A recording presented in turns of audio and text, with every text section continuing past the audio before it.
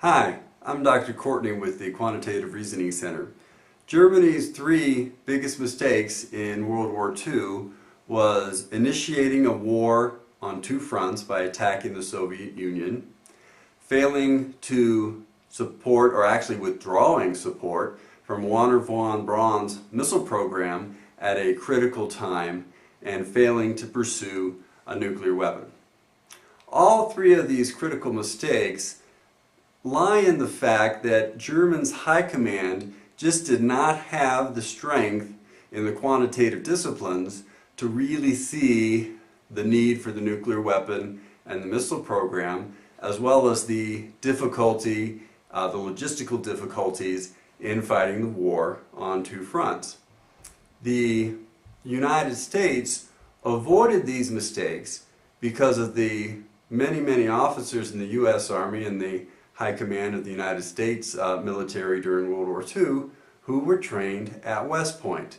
And from its inception, West Point has had tremendous strengths in the quantitative disciplines, owing to a large degree to the inspiration of Sylvanus Bayer. Hi, today we're having a look at section 14.7, number 19, where we're given a two-dimensional function and we need to show that it has an infinite number of critical points, and the d that's related to the second derivative test is equal to 0 for each, and then we need to show that the function has both a local minimum and an absolute minimum at each critical point. So the big idea is optimization into variables. In other words, the first derivative test, the second derivative test, etc. But to develop it, this one's kind of throwing a curveball at it, because it's not like we just use the first derivative test, find the critical points, and then use the second derivative test and find out which ones are local minima and which ones are local maximas. It's a little more complicated than that. So as we think about our plan, we do want to compute the two first derivatives,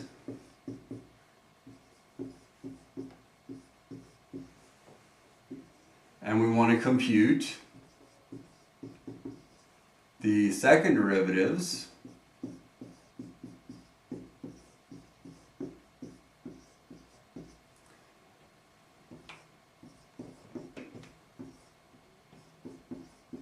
and once we have the first and the second derivatives, we end up playing with the blocks a little bit and thinking about what we have.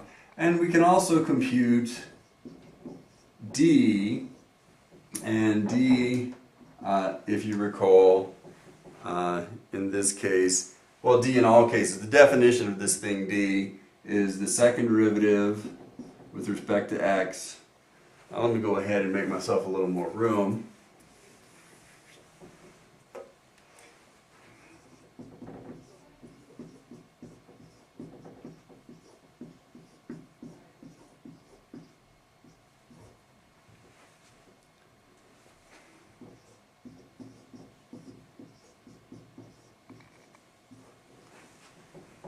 Is the sort of the product of the standalone second derivatives minus the square of the absolute value of the second derivative with respect to x and y.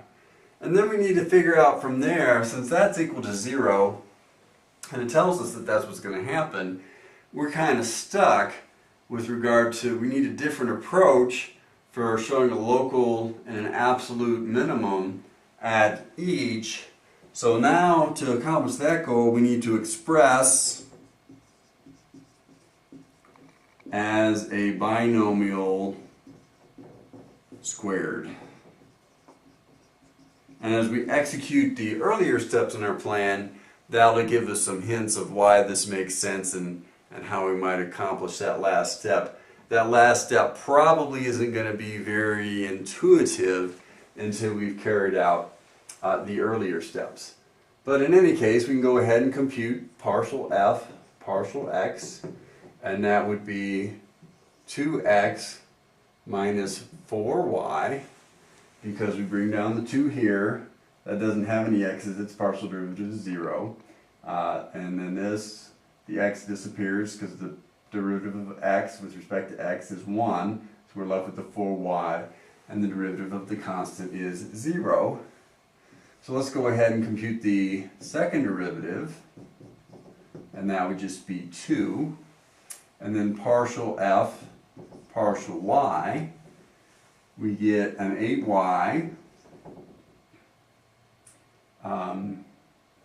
and then minus 4x, and then partial squared f, partial y squared, we get an 8, and now we can also take the derivative, the cross derivative if you will, so that's going to be negative 4. Alright, now what happens if you recall the way that we normally optimize a function is to set both first derivatives equal to 0 simultaneously, and that'll give us the critical points. So we can set both of these equal to 0, and if we call this equation 1 and this equation 2, usually what we would do is we'd solve the two equations and two unknowns for our points x and y that constitute a critical point. But what happens here is we have what's called degenerate equations. In other words, suppose we just write down equation 1, 2x minus 4y is equal to 0. And let's go ahead and multiply equation 2 by negative 1/2. And if we multiply equation 2 by negative 1/2, so this is just the whole equation 2 times negative 1/2, it becomes, so you multiply term by term, negative 4y plus 2x equals 0. Rearrange 2x minus 4y equals 0, and it's the same equation. So we don't have a unique point, we have the whole set of points that satisfies this equation, and if we solve this equation for y, we get y is equal to 1/2 x. So in the xy plane, all the points along this line, y equals 1/2 x, are solutions to the equation which says both the partial derivative of f with respect to x and the partial derivative of f with respect to y are both 0. So this is our extreme, our extrema are any points that satisfy this condition. So of course y equals 1/2 x, there's a lot of points that satisfy that condition, so we've shown that there are an infinite number of solutions. Alright, well let's have a look, and let's go ahead and compute d, because d is what we would need if the second derivative test were going to get us somewhere. So the partial with respect to x, a second derivative is 2. So it's 2 times 8 minus negative 4, absolute value, squared. So it's 16 minus 16 equals 0. So since d is 0, it doesn't tell us anything, the second derivative test, about whether or not this is a local min or local max. It ends up conveying no information. So let's return to our original function and see if we can massage this into shape. Well, let's think about what we really have here, right? We have x squared plus 4y squared minus 4xy plus 2. So let's think about what we can do with this. Can we express this as x plus 2y squared plus something? In other words, this is like the same strategy that we use for completing the square.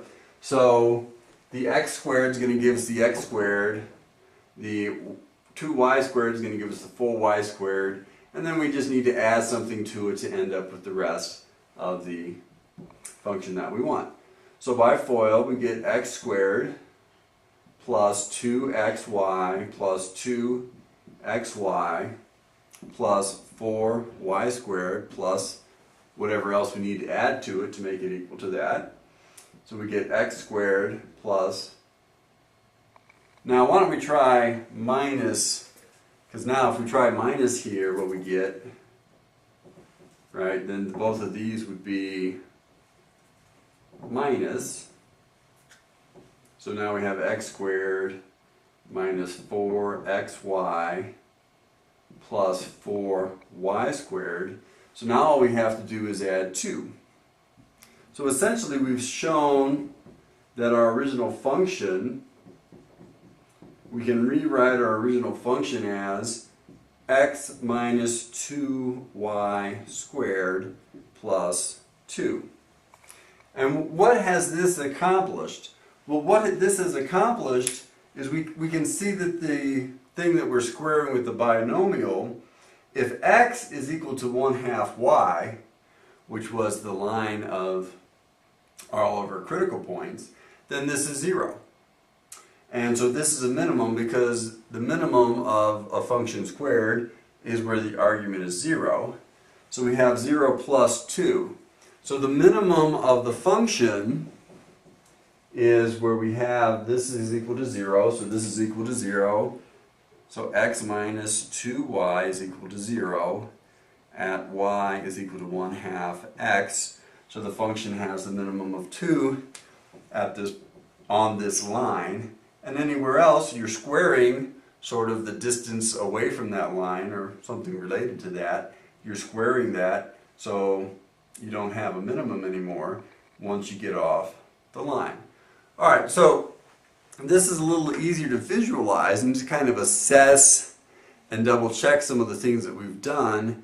We're going to graph the function and the contours in MATLAB as our assessment.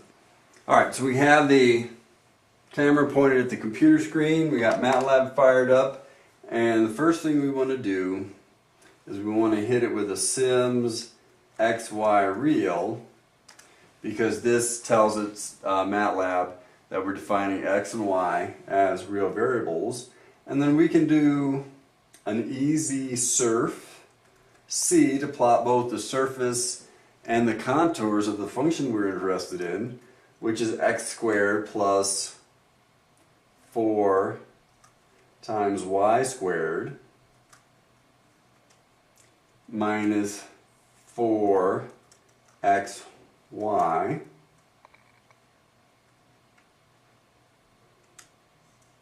plus 2.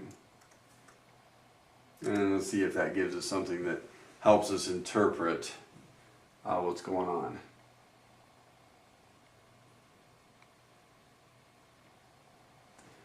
And maybe it does, maybe it doesn't. It's awfully small to make sense out of, so let's kind of make our window bigger here. And still, it's awfully small. We might have to adjust the domain of x and y over which we're plotting the function so we can kind of see a little better what's happening.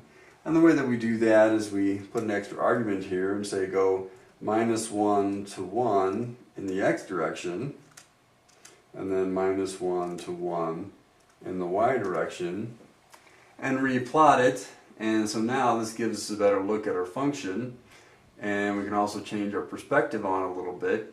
So we can see that the function is a minimum down in the xy plane, and it's a minimum along this line of y equals 1/2 x, which is what we're expecting.